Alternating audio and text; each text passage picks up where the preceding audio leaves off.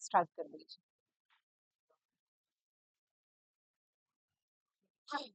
Okay. In previous class,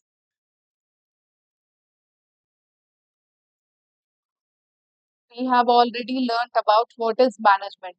Have you learned the definition of management? First class. This is your first class of business studies. वो समझ रहे हैं, मैं उसको पूछ रही हूँ.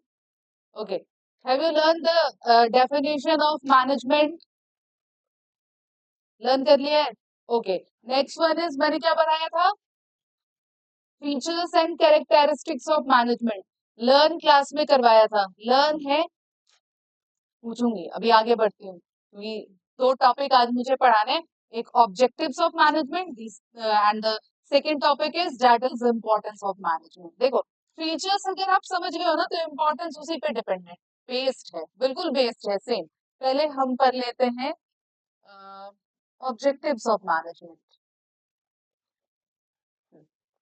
ओके ध्यान से. थ्री ऑब्जेक्टिव ऑफ मैनेजमेंट होते हैं. First one is organisational objective.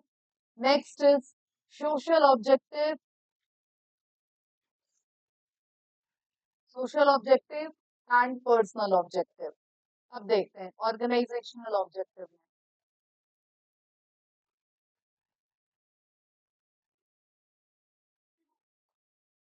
किसी पे और वन मोर टाइम.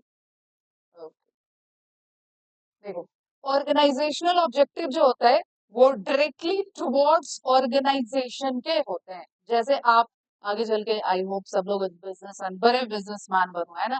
एंटरप्रेन्योर बनो. बिजनेसमैन नहीं. बिजनेसमैन तो कोई भी हो सकता है.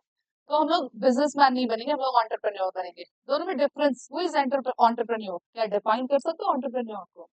कौन होता है एंटरप्रेन्योर? कौन होता है? किरण मजूमदार शो. नेम सुना है? नहीं सुना. इनकी ना बायोटेक लिमिटेड कंपनी की वो एंटरप्रेन्योर है. एंटरप्रेन्योर का मतलब होता है a person who has given the ideas for the business. ठीक है. मीन्स एक आदमी जो बिजनेस का आइडिया दिया है कि कैसे बिजनेस होगा. That is called entrepreneur. और आज की डेट में जो एंटरप्रेन्योर होता है समझो ना कंपनी का ओनर आप एंटरप्रेन्योर कह सकते हो. ठीक है. कहाँ से कैपिटल आएगा क्या आएगा अपने अंडर वो एम्प्लॉय रखकर सारा काम कराता है. बट वो खुद ही कंपनी खोलता है. लेकिन एंटरप्रेन्योर का मतलब होता है वन हु गिव आइडियाज. कभी कभी ऐसा भी होता है आप देखोगे. अभी तो आप ट्वेल्थ में ही हो. जब बड़े हो गए जैसे मैं देखती हूँ हर जगह जहाँ भी मैं जिस कॉलेज में पढ़ाने जाती हूँ specially in case of private colleges जहाँ बीबीए एमबीए है वहाँ के जो एंटरप्रेन्योर होते हैं जो ऑनर होते हैं ना मैं देखती हूँ बिल्कुल भी पढ़े लिखे नहीं होते हैं. बट नहीं पढ़े लिखे हुए होने के बावजूद भी हम जैसे लोग उनके यहाँ काम करते हैं. क्यों काम करते हैं? क्योंकि कहीं ना कहीं उनके पास आइडियाज आए बिजनेस का और उनके हैंड में कैपिटल है. कैपिटल है तभी तो इतनी बड़ी बिजनेस खड़ा करके रखे हैं. और वो इंसान जो बिल्कुल अगर खड़ा कर दे तो एक क्लास क्या एक लेक्चर नहीं. एक जगह तो मैं जब इनिशियली स्टेज में पढ़ाती थी एमबीए का कॉलेज था मुझे याद है कि वहां का जो ओनर था वो कभी स्टेज पर जाकर ना बच्चों को एड्रेस नहीं कर पाता था. और वो जब बोलता था तो बीच बीच में गाली उसको मुंह से निकलता था. लिटरली मैंने ऐसा देखा है. कभी कभी मुझे लगता था कि मैं एक ऐसे पर्सन के अंडर काम कर रही हूँ जिसको ढंग से बोलना नहीं आ रहा है. ये क्या बताएंगे बच्चों को? बस आपको पढ़ाना means you are the mirror of the society. आप कल को जाकर आप सोसाइटी को मीन्स आपसे सोसाइटी आगे बढ़ेगा. और बच्चे सामने से ये देखेंगे तो क्या होगा? मुझे बड़ा गंदा लगता था. और नेचर पे उसका वैसा ही मुझे लगता था मैं कहाँ आके फंस गई हूँ. ऐसा भी इंसान होता है जिसकी खुद की इतनी बड़ी सी बिल्डिंग इतना बड़ा सा कॉलेज वो ऐसे बात करता है. ऐसे लोग भी होते हैं. ठीक है. तो एंटरप्रेन्योर हु गिव्स आइडियाज और जिसके हैंड में कैपिटल होता है वो सब एंटरप्रेन्योर होता है. राइट. तो मैं फीमेल एंटरप्रेन्योर का नेम मैंने लिया किरण मजूमदार. सो आप देखे होगे ब्यूटी प्रोडक्ट आते हैं. क्या नेम है? ऐसे से बाल जिसके हैं. अरे यार. कौन सी हुसैन? उसके ब्यूटी प्रोडक्ट आते हैं. शहनाज हुसैन. आते नहीं है शहनाज हुसैन के पैलेस भी होते हैं शहनाज हुसैन. फिर बीएनसीसी की वंदना लूथर, बीएनसीसी की वो है चेयरपर्सन और एंटरप्रेन्योर है। तो ऐसी दो entrepreneur is a person give ideas to generate a business. Objectives पे आते हैं। तो हर एक ऑर्गेनाइजेशन का सबसे पहले देखो, organisational objective can be defined into survival, enough revenues to cover cost. अच्छा, बहुत ज्यादा अच्छे से एक्सप्लेन नहीं करा हुआ है। देखो, हर एक ऑर्गेनाइजेशन पहले जब अपनी बिजनेस स्टार्ट करता है, आप ही कोई बिजनेस आगे चल के स्टार्ट करोगे, जब आप बिजनेस स्टार्ट करोगे तो सबसे पहले आपको लगेगा कम से कम मेरी जो एक्सपेंस बिजनेस की है वो निकल जाए। मीन्स हम पहली चीज कि हम सरवाइव कर जाए, इतना कमा लें कि जो भी एक्सपेंस हो रहा है, जो रेंट मेरे लग रहे हैं, जो मशीनरी में एक्सपेंस हो रहे हैं, जो रॉ मटेरियल्स आ रहे हैं, इतना मैं कमा लूं कि मैं एटलीस्ट सरवाइव कर पाऊं हट द मार्केट से। ठीक ना? तो दैट इज सर्वाइवल। दूसरा, जब हम सरवाइव कर जाते हैं, भाई नो प्रॉफिट नो लॉस पे हमारा बिजनेस चल रहा है या थोड़ा बहुत प्रॉफिट पे बिजनेस चल रहा है, तो हम क्या कहते हैं, फिर दूसरा स्टेप चाहते हैं। पहला तो हमने सरवाइव कर लिया, अब थोड़ी सी कॉन्फिडेंस हमारे अंदर आ जाती है कि हम फर्दर बिजनेस कर सकते हैं। उसके बाद दूसरा तब आता है, तब सर्वाइवल के बाद हम क्या कहते हैं, प्रॉफिट, प्रॉफिटेबिलिटी लिखना, प्रॉफिट लिखना। ठीक है, प्रॉफिट। दूसरा हमारा प्रॉफिट होता है। सर्वाइवल के बाद हमें क्या चाहिए, प्रॉफिट चाहिए, चाहिए ना? अब तो इतने दिन सरवाइव कर गए भाई, नो प्रॉफिट नो लॉस पे तो हम अपना बिजनेस कर रहे थे। अब बिजनेस को ग्रो करने के लिए प्रॉफिट चाहिए ना अल्टीमेटली। हम लोग बिजनेस कर क्यों रहे हैं? एक ऑब्जेक्टिव्स क्या थे हमारे, प्रॉफिट मैक्सिमाइजेशन, एग्जैक्टली। तो अब हम चाहे सर्वाइवल के बाद हमने सरवाइव कर लिया, अब हमें ग्रोथ चाहिए, हम बढ़े, नहीं सॉरी, सर्वाइवल के बाद प्रॉफिट चाहिए, हम और प्रॉफिट कमाए। अब धीरे धीरे धीरे धीरे हमारी प्रॉफिट शुरू हुई, जब प्रॉफिट अर्न करने लगे बहुत खुश। उसके बाद फिर थर्ड स्टेप हम सोचेंगे, एक ब्रांच हमने बोरिंग रोड पे लगाया ना, दूसरा ब्रांच हम कोशिश करेंगे हमारा कंकरबाग में भी होना चाहिए। अगर आप इंस्टीट्यूशनल ऑर्गेनाइजेशन की बात करें तो तीसरा ब्रांच हमारा, और भी बहुत सारे जगह है जहां आप लगा सकते हो। तो उसके बाद हम क्या करना चाहते हैं, प्रॉफिट के बाद हम ग्रोथ करना चाहते हैं, हम ब्रांचेस बढ़ाना चाहते हैं, ज्यादा से ज्यादा और ज्यादा ग्रो करना चाहते हैं, या फिर जिस प्रोडक्ट में हम डील कर रहे हैं, फॉर से सिंपली 12th सीए इन सब लोगों को पढ़ा रहे थे, अब हम क्या करेंगे, उसमें कोर्सेज इंक्लूड कर देंगे, बीबीए और एमबीए भी इंक्लूड कर देंगे, तो कहीं ना कहीं ग्रोथ हमने किया ना। तो सबसे पहले जो ऑर्गेनाइजेशनल ऑब्जेक्टिव में तीन बातें, सर्वाइवल प्रॉफिट ग्रोथ, और सबसे पहले हम चाहते हैं कोई भी बिजनेस स्टार्ट करते हैं पहले सर्वाइव तो कर लें। सर्वाइव कर लेंगे तो धीरे धीरे खुद ही सर्वाइव करने के बाद हम क्या करना स्टार्ट कर देंगे, हम प्रॉफिट कमाना स्टार्ट कर देंगे। जैसे ही हमारा प्रॉफिट होना, आदमी थोड़ा सा पैसे कमाने लगता है ना, फिर उस चक्कर में लग जाता है और पैसे कैसे कमाऊं और पैसे कैसे कमाऊं, और इस चक्कर में वो फाइनली ग्रोथ करता है। तो थ्री ऑब्जेक्टिव ऑर्गेनाइजेशन के कौन कौन से, और थ्री ऑब्जेक्टिव कौन कौन से हैं, ऑर्गेनाइजेशनल ऑब्जेक्टिव, मैनेजमेंट के थ्री ऑब्जेक्टिव कौन कौन से, organisational objective, social objective and personal objective. This is organisational objective. और ऑर्गेनाइजेशनल ऑब्जेक्टिव फर्स्ट प्रायोरिटी हमारी ऑर्गेनाइजेशनल ऑब्जेक्टिव होता है। कभी कभी क्या होता है ना, कोई बातें हमारे लिए पर्सनली हमें लॉस पहुंचाएगी, बट अगर हम बात करते हैं ऑर्गेनाइजेशन के पॉइंट ऑफ व्यू से, अगर हम उसको देखें तो ऑर्गेनाइजेशन के लिए वो प्रॉफिट पहुंचाएगा, तो हम क्या करेंगे उस टाइम पे अपनी जो हमारी पर्सनल प्रॉफिट है ना उसको थोड़ा सा साइड रखेंगे, ऑर्गेनाइजेशनल ऑब्जेक्टिव को फर्स्ट में रखेंगे। क्यों फर्स्ट में रखेंगे, क्योंकि ऐसे करके हमारा ऑर्गेनाइजेशन ग्रो करेगा, और ऑर्गेनाइजेशन ग्रो करेगा तो कहीं ना कहीं अगर हम उस ऑर्गेनाइजेशन के एम्प्लॉय हैं तो इन फ्यूचर हमारी सैलरीज बढ़ा दी जाएगी, हमें प्रमोशंस मिल जाएंगे। तो ये करने पड़ता है। ठीक है, समझ में आ गया आपको ये फर्स्ट वाला, दैट इज ऑर्गेनाइजेशनल ऑब्जेक्टिव। अब आ जाइए सोशल ऑब्जेक्टिव। सोशल ऑब्जेक्टिव क्या होता है, पैसा कमाना सिर्फ सोशल ऑब्जेक्टिव होता है? हमारे आसपास आप बहुत सारे लोगों को देखते होंगे, पैसे तो कमा रहा है बट हमारे जो एनवायरनमेंट है, हमारा जो समाज, उसमें बहुत ज्यादा इज्जत उसको नहीं मिल पाती है। ठीक है, तो ऑर्गेनाइज सोशल ऑब्जेक्टिव क्या होती है, हम अपना ऑर्गेनाइजेशनल ऑब्जेक्टिव के बाद, सर्वाइवल प्रॉफिट ग्रोथ के बाद हम क्या करते हैं ना, हम सोसाइटी के टुवर्ड्स भी हमारी कोई रिस्पॉन्सिबिलिटी होती है। क्यों सोसाइटी के टुवर्ड्स हमारी रिस्पॉन्सिबिलिटी होगी, क्योंकि जो हमारे जो रॉ मटेरियल्स है ना, कोई भी बिजनेस ऑर्गेनाइजेशन आप उठा लो, हमारे जो रॉ मटेरियल्स हैं, और आपने फैक्टर्स ऑफ प्रोडक्शन पढ़ा होगा, इकोनॉमिक्स में पढ़ा है फैक्टर्स ऑफ प्रोडक्शन। क्या होते हैं factors of production?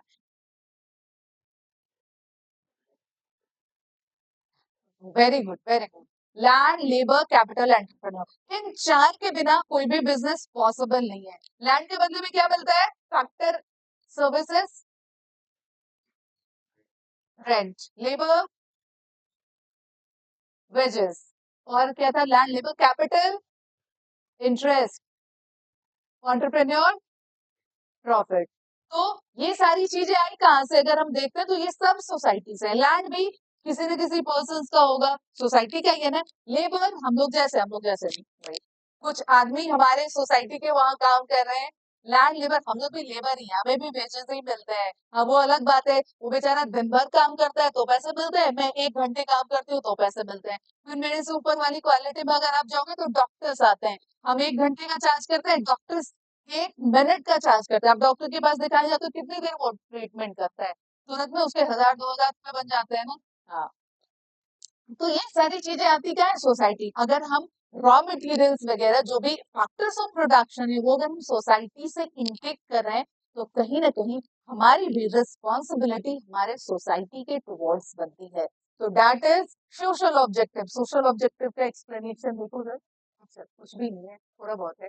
It is to provide quality product at reasonable rates. हाँ, क्या कह रहे हैं कि अगर हम सोसाइटल ऑब्जेक्टिव देखेंगे तो सोसाइटी में क्या है भैया कि हम जो प्रोडक्ट बनाएंगे ना वो सोसाइटी में हम उसे रीजनेबल रेट पे देंगे। मीन्स रीजनेबल रेट मीन्स कम दाम पे। कम दाम मीन्स क्वालिटी खराब नहीं करेंगे वो चाइना जैसा कि बहुत सस्ते में है और पता चला वो आ तो गया है, वो यूज में ही नहीं आ रहा है। ठीक है, तो पहली चीज क्या करेंगे हम? Good quality of product provide करेंगे हम अपनी सोसाइटी को एट रीजनेबल प्राइस पे। फिर हम क्या करेंगे? एम्प्लॉयमेंट अपॉर्चुनिटी जनरेट करेंगे। ऑब्वियस सी बात है, हम देखते हैं ना, हम जब भी इलेक्शन होता है तो हम एक मुद्दा रखते हैं भैया, क्या हमें बिहार में इंडस्ट्री चाहिए, इंडस्ट्रियलाइजेशन होना चाहिए। क्यों इंडस्ट्री हम बिहार में ढूंढते हैं?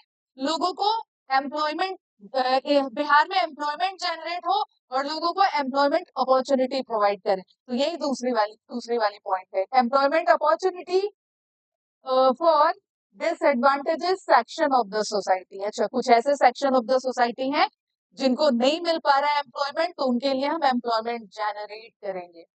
नेक्स्ट है provide basic amenities like schools and teachers to employees and by using environmental friendly methods of productions. और क्या कहते हैं कि हम अगर सोसाइटी से पैसे कमा रहे हैं ना तो हम सोसाइटी के लिए कोई काम करें। स्कूल्स खुलवाएं, आप देखे होंगे, और तो मैं ज्यादा किसी के बारे में नहीं बता सकती, बाकी ये रिलायंस एंड ऑल दैट है, वो आप देखते होंगे रह रहे के वो भोज कराते हैं, है ना, इतने गरीब खाए, इतने ये खाए।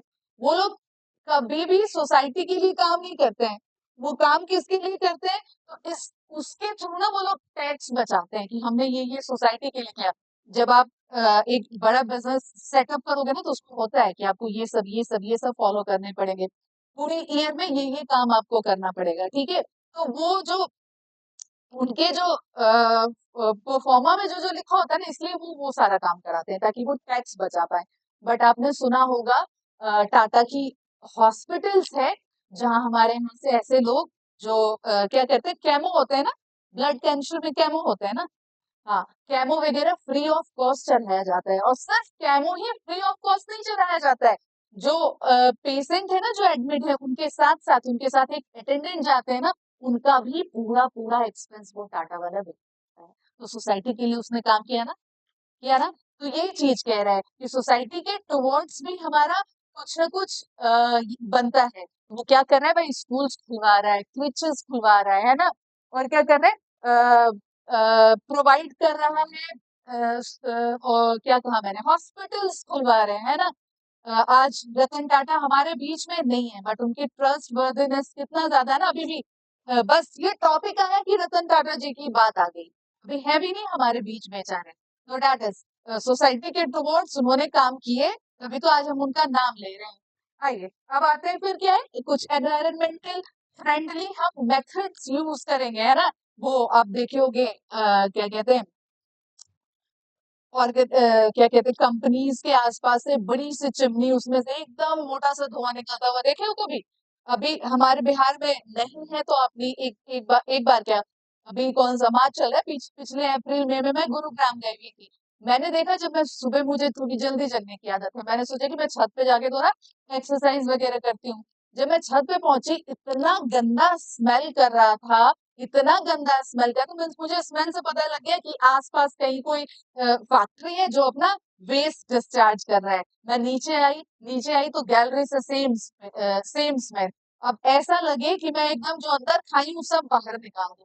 मैं मास्क पहन के, लिटरली मैं मास्क लगा के बैठी हूँ, और मास्क लगाने के बाद भी हॉल वॉल में वैसे एक अंदर की तरफ कमरा था, मैं वहां गई तो थोड़ा सा ठीक लगा। सुबह सुबह 1 से 1.5 घंटे वो टाइम हमारी वॉकिंग का होता है ना, तो अगर उसके बाद वो करेगा तो गवर्नमेंट उस पर पेनाल्टीज लगाएगी। उस टाइम पे उसने अपना सारी जो केमिकल्स वेस्ट थी सब उसने हमारे डिस्चार्ज कर। क्या ये सोसाइटी के टुवर्ड्स उनके रिस्पॉन्सिबिलिटी थी ये करना? थे? नहीं ना। तो मैंने अपने आंखों से ये चीज देखी। और आज के डेट में वो तो पता नहीं क्यों नहीं, वो हो सकता था वो नहीं निकलता, केमिकल्स टाइप थे। आज के डेट में आप जब बड़ी बड़ी सिटीज में जाओगे तो क्या कहते हैं इसे, वेल कुआं होता है ना, वैसे कुएं जैसा कंपनी के अंदर ही खुदवा के रखते हैं, और उसमें वो सारा वेस्ट डिस्चार्ज कर कर, और जैसे भर जाता है, अब कुआं तो तुरंत तो भरेगा नहीं, वो तो टाइम लेगा भरने में, फिर ऊपर से कुछ उसको डिक्रीज डिपोज करते टाइम टाइम कुछ केमिकल्स वगैरह डालते हैं। उससे क्या होता है, वो केमिकल्स पूरे वाटर, जो वाटर एरियाज होता है उसमें जाके मिलता है, और वहां की जो पानी होती है उससे वो पानी गंदी, ठीक है। तो ये हाल बना के रखा है सोसाइटी के टुवर्ड्स, जो ऑब्जेक्टिव्स है वो ऐसे चल रहे हैं हमारे यहाँ। और जब मैं गुरुग्राम गई हुई थी तो वहां बकेट में पानी भरते हैं ना, बकेट में पानी भरकर 20-25 मिनट्स में छोड़ दो ना, तो पानी से वो पूरा चारों तरफ एक लेयर हो जाता था, मग वगैरह सब चट चट करने लगता था। मुझे लगा बाबा रे बाबा, 4-5 यहाँ अगर आदमी 2-4 महीने रह गया ना, तो ना उसके एक सिर पे एक बाल बचेंगे, ना उसकी हेल्थ ठीक रहेगी। This is all about the social objective. अब आते हैं पर्सनल ऑब्जेक्टिव्स में। देखो, फर्स्ट हमारा ऑर्गेनाइजेशनल ऑब्जेक्टिव था, दूसरा हमारा सोशल ऑब्जेक्टिव था। हमने ऑर्गेनाइजेशन के लिए जी लिए, सोसाइटी के लिए जी लिए। अब एम्प्लॉयज की बारी आती है, तो एम्प्लॉयज की पर्सनल ऑब्जेक्टिव भी तो कुछ कुछ होंगे। क्या होंगे एम्प्लॉयज की पर्सनल ऑब्जेक्टिव? क्या हो सकते हैं? नॉलेज? क्या कॉल? अच्छा, come on। और बताओ क्या हो सकते हैं पर्सनल ऑब्जेक्टिव? ट्राई तो करो, तभी तो लिख पाओगे। यही सब आप लिखोगे। लर्न करके तो आपको पॉइंट से जाना है, एक्सप्लेन तो आपको अपने वर्ड्स में करना है, अपने एग्जाम्पल में एक्सप्लेन करना है आपको। चलो ठीक है, बताती हूँ। देखो क्या होता है, सबसे पहली चीज, जब हम पर्सनल ऑब्जेक्टिव की बात करते हैं तो कुछ हमारी पर्सनल नीड होती है ना। अगर मैं किसी कंपनी के एम्प्लॉय हूँ, कल को आप भी बनोगे, है ना, तो हमारी पर्सनल नीड्स होते हैं। सबसे बड़ी नीड्स हमारी जिंदगी में नहीं, सबकी जिंदगी में पैसे होते हैं ना। तो दो चीज, पहला हमें प्रॉपर पैसा मिले, दूसरा चीज और क्या चाहिए हमें, वो तो बहुत सारी फैसिलिटीज है वो चाहिए।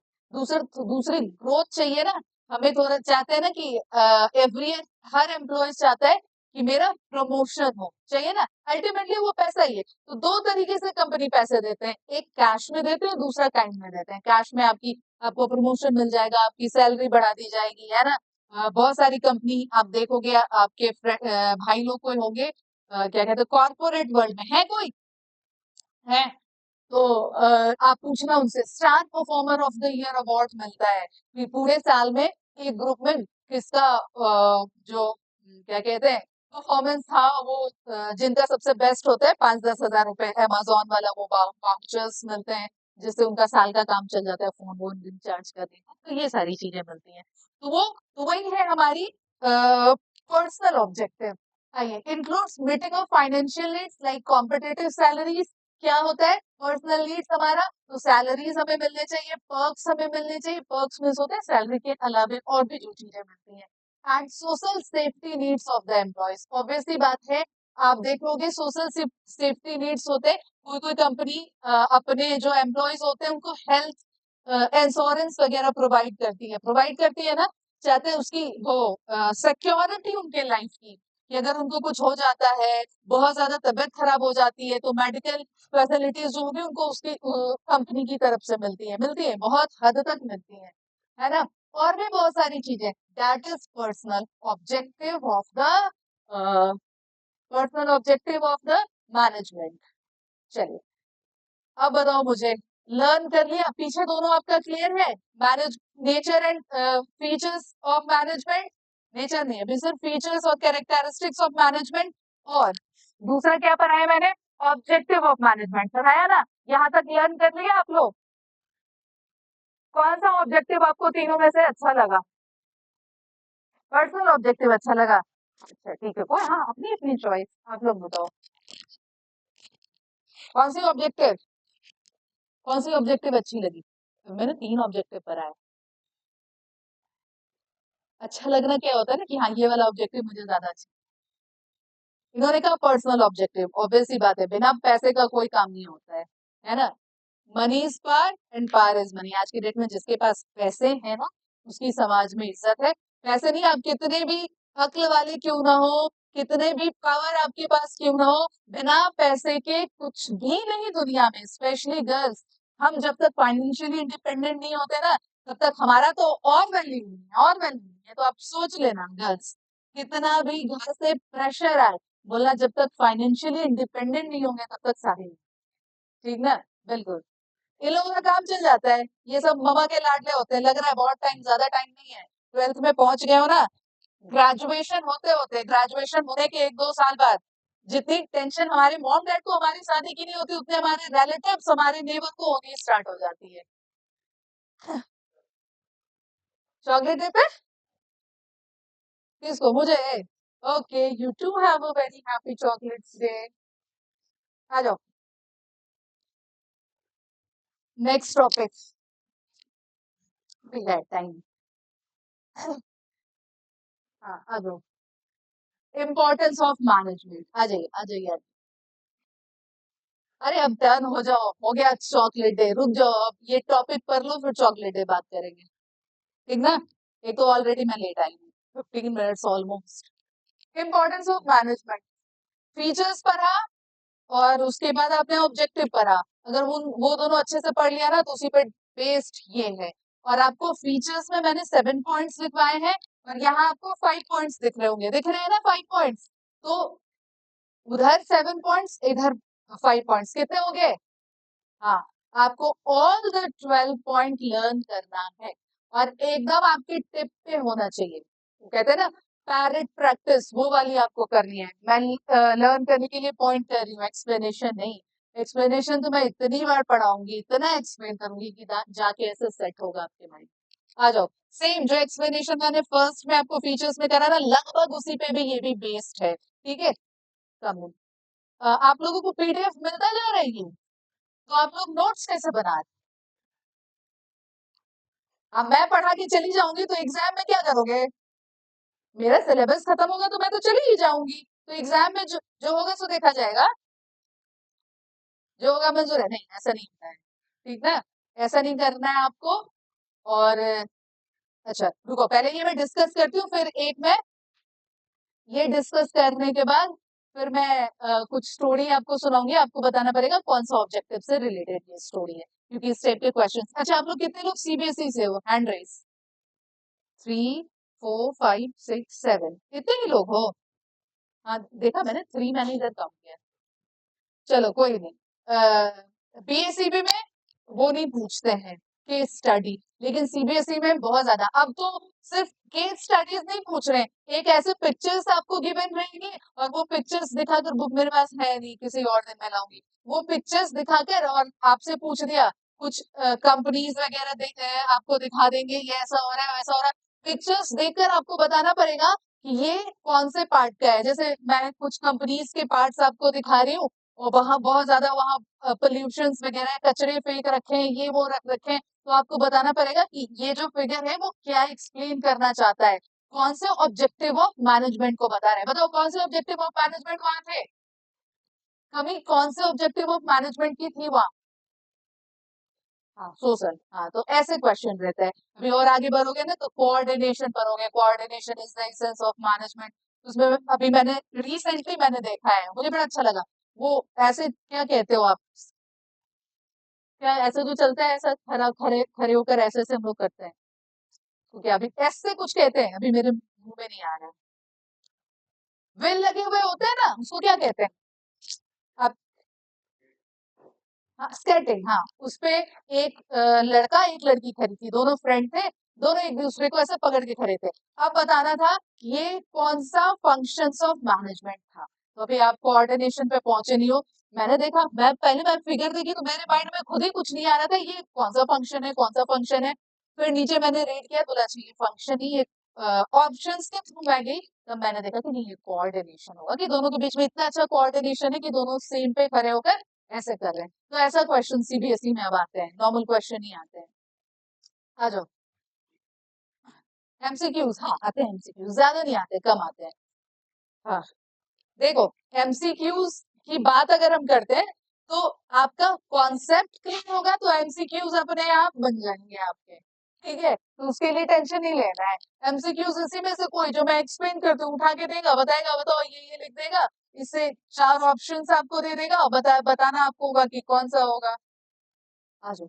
हाँ, सबसे फर्स्ट में है, आपको याद होगा जब मैंने फीचर्स ऑफ मैनेजमेंट पढ़ाया था तो उसमें सबसे पहला फीचर्स मैंने क्या पढ़ाया था, management is a goal oriented process पढ़ाया था। देख लो यहाँ भी है, इंपॉर्टेंस में भी, अचीविंग ग्रुप गोल्स, है ना, तो कहीं ना कहीं उससे है ना मिलता जुलता। आइए देखते हैं, अचीविंग ग्रुप गोल्स क्या होता है। Management is a goal oriented process बन गया आपका, ये वाला बनाया। वाह, वेरी फास्ट। ठीक है, बना लो तो अच्छा है, 2 मिनट में लिख लोगी तो मैं दे दूंगी 2 मिनट का टाइम। ठीक ना। आपका काम इजी होगा। वैसे मैं सर को कहूंगी, ग्रुप्स वगैरह तो आपके बने होंगे ना, बने हैं तो क्यों नहीं सर पीडीएफ भेज देते हैं।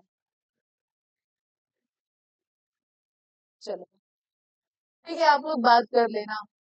मेरे किसी भी सब्जेक्ट के कुछ मटेरियल नहीं आते हैं। चलो ठीक है, ठीक है, चलो जो देखो, 2 मिनट 3 मिनट का टाइम मैं दूंगी, आप अगर क्लास में बनाना चाहोगे तो। चलो आ जाओ, सबसे पहले achieving group goals. Now listen to me. देखो, मैंने ऑलरेडी आपको बताया कि मैनेजमेंट कभी भी कोई सिंगल बंदा, कोई एक बंदा कभी भी मैनेजमेंट नहीं कर सकता है, इसके लिए ग्रुप ऑफ पीपल चाहिए। एग्जाम्पल्स में अगर मैं आपका ऑर्गेनाइजेशनल इंस्टीट्यूट का देती हूँ, सर का होना, सर के साथ ऑफिस स्टाफ का होना, उसके साथ हमारा होना, फैकल्टी का होना, उसके साथ साथ आपका होना। जितनी इंपॉर्टेंट मैं हूं ना, उससे ज्यादा इंपॉर्टेंट आप हो। रीजन, आप ही के पैसे पे मैं यहाँ खड़ी हूँ, ठीक है, हूं ना। आप पैसे नहीं दोगे तो मैं थोड़ी ना आऊंगी, 2 दिन में मैं छूट के चली जाऊंगी, राइट।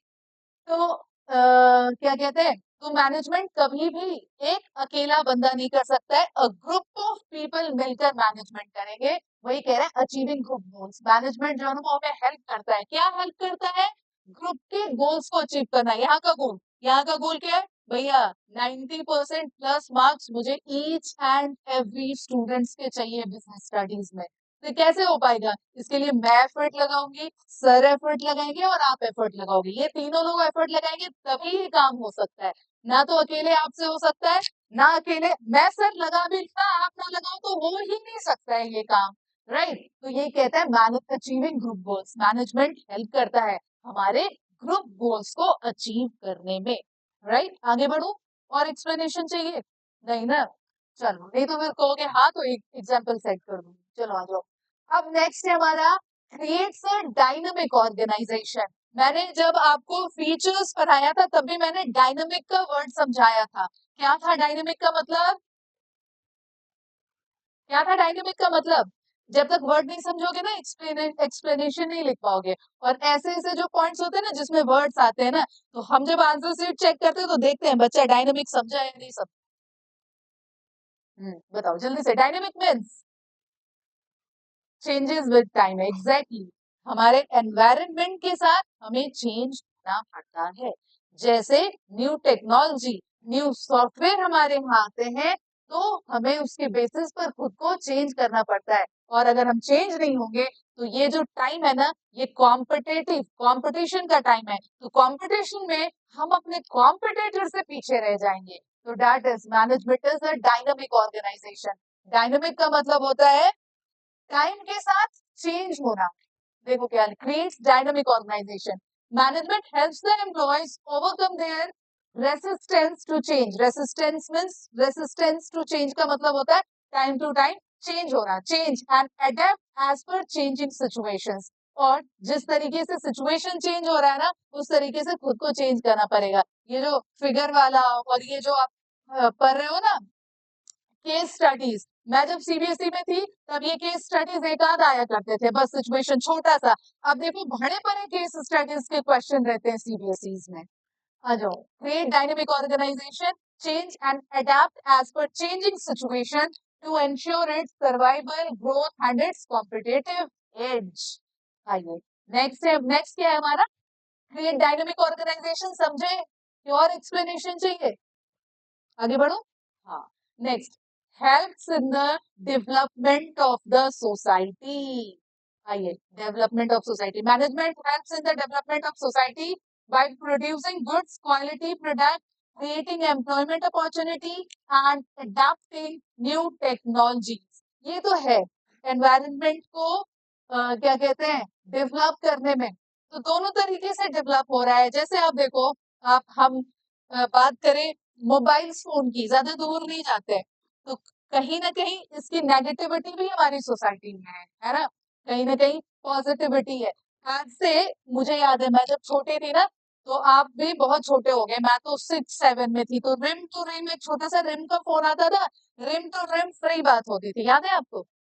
नहीं याद है तो बहुत पहले की बात। हाँ, रिम का फोन आता था। अब ना ये जियो एयरटेल और वोडा, VID क्या कहते हैं, वोडा और आइडिया जो हुआ है, वोडाफोन नहीं, वोडा और आइडिया दोनों मर्ज हुआ है। VI कहते हैं, हाँ VI कहते हैं।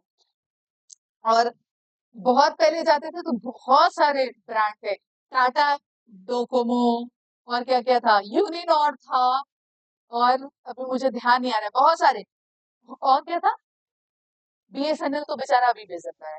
हाँ, और जो खत्म हो गए उनके उनके बारे में बताओ। यूनिनॉर था, यूनिनॉर टू यूनिनॉर फ्री होता था। जितने यूथ उस टाइम के थे वो यूनिनॉर ही यूज करा करते थे।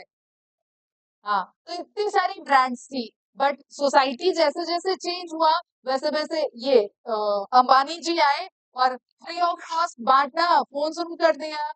इंटरनेट स्पीड मिलने लग गए। इससे पहले हम लोग, मुझे याद है, इंटरनेट जब हम लोग लगाते थे, नेट का अलग से चार्जेस होता था, उसके बाद उसको बचा बचा के रखते थे।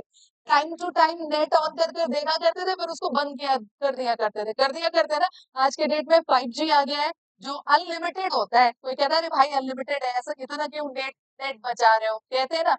इंडिया ने 6G, इंडिया डेवलप किया ना 6G, देखा है न्यूज में? हाँ, 6G इंडिया डेवलप किया है। अभी क्या, अदर कंट्रीज क्या करा करते थे, आई थिंक जापान या कहीं 7G 8G भी चल रहे हैं। हाँ, तो क्या कह रहे हैं कि डेवलपमेंट ऑफ सोसाइटी, 650 रुपए का 6G में है, 650 रुपए का रिचार्ज होता है। मुझे लगता है मेरा 350 या समथिंग का होता है मंथली। अच्छा, 2 महीने का एक बार में, या दो फोन में कराते हो जी? दो फोन में, अच्छा, चलो कोई बात नहीं, होता है। आ जाओ, पर्सनल स्पेस उनका रहने दीजिए, पर्सनल भाई। तो आप उनका करा देते हो? अच्छा, आप लोग ये करे मैम मैं कराया था इसका, ये कह रहे हैं कि मैं कराता हूँ इसका। बात सही बात है ना? अच्छा, आपने करा दिया था?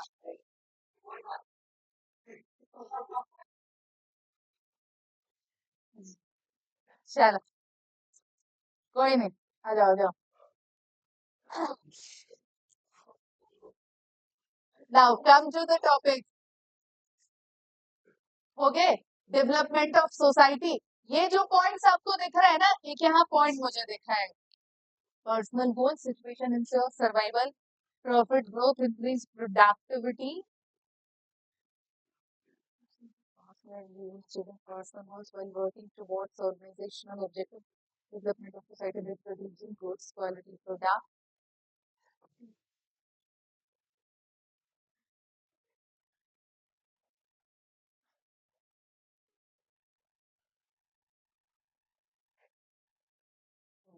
ये जो reduce the cost and increase the productivity है ना, अगर आपको याद ना रहे तो यहाँ से भी आप पॉइंट निकाल के लिख सकते हो। मैनेजमेंट वो काम तो करता ही है, करता ही है ना। तो ये सारे पॉइंट्स आप निकाल के लिख सकते हो। आ जाओ, हमारा बीच में रह गया था, कौन सा रह गया था बीच में? डेवलपमेंट ऑफ सोसाइटी रह गया था ना।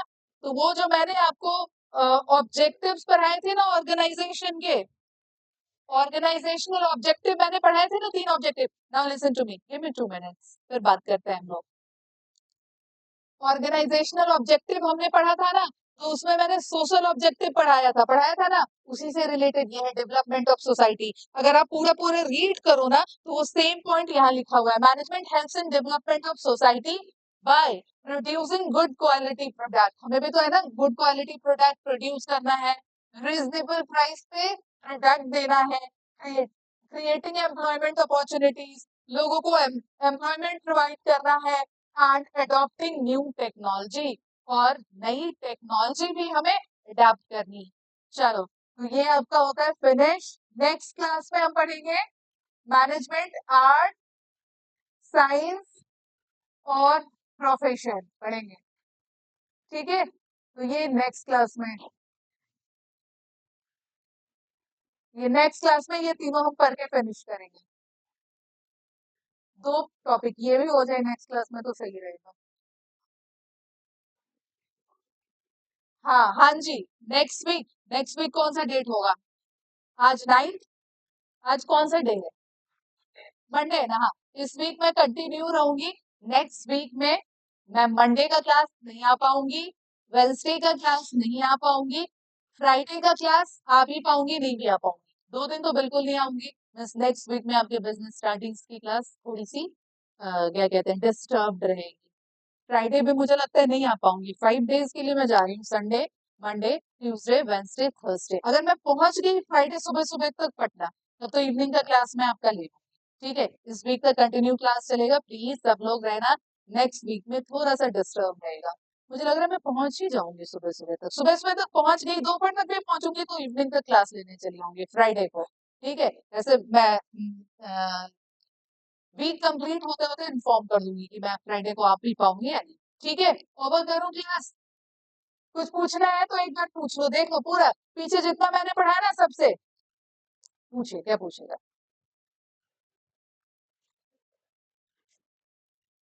पूछो पूछो, जल्दी से पूछ लो।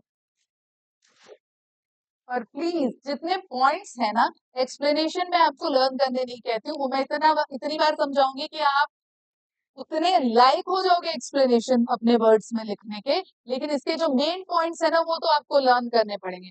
मेन पॉइंट्स लर्न नहीं करोगे तो प्रॉब्लम आपको होगी। फिर देखो, एग्जाम में मैं चेक करूँ आपकी आंसर सीट, कोई और चेक करे, वो पॉइंट्स वाली ना, एग्जैक्ट वो राइटर वाली पॉइंट्स हमें चाहिए होते हैं, ठीक है? अपने वर्ड्स में आप एक्सप्लेनेशन लिखिए, बट वो पॉइंट सेम चाहिए होते हैं, ठीक है? तो जहां जहां आपको जो ये फिगर्स वगैरह, इससे ऊपर जो आपने देखा ये, इसमें सर्वाइवल, प्रॉफिट, ग्रोथ, ये तीनों, फिर ये जो आपके हेडलाइंस टाइप है ना, वो सारा कुछ ये आपको लर्न करना पड़ेगा। और देखो, मेरे एब्सेंस में, listen to me girls and boys, मेरे एब्सेंस में आपका टेस्ट भी हो सकता है, क्योंकि मैं आऊंगी नहीं। तो मेरा, आपको मेरे क्लास में एंगेज रखने के लिए सर टेस्ट लेंगे, तो प्लीज मेरा इंप्रेशन खराब मत होने देना। तो इसीलिए मैं 1 वीक पहले बता दी हूँ आपको, तब तक मैं और 1-2 टॉपिक पढ़ा दूंगी।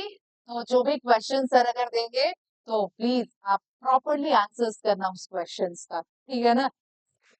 पीडीएफ भेज दो, आप सर से बात करना ना कि सर पीडीएफ भेज दीजिए, सर नहीं भेजते हैं। तो देखो, नेक्स्ट डे से मैं क्या करती हूँ ना, 2-2 मिनट में हर एक टॉपिक पे रुकूंगी, मेन पॉइंट्स आप नोट डाउन कर लेना, सही रहेगा ना? ठीक है, आज सुनो, आज वाला अभी आप कर लो। ये आज ये तो होगा आपका, पिक्चर क्लिक करोगे? हाँ कर लो पिक्चर, जल्दी जल्दी से करो पिक्चर। ये कर लिए थे? चलो, हाँ ये कर लो, ये पूरा करना है यहाँ तक। ये तो नोट्स भी बनाना, चेक करूंगी फिर, कुछ फायदा नहीं होगा फिर ऐसे फोन में रहने से। हो गए?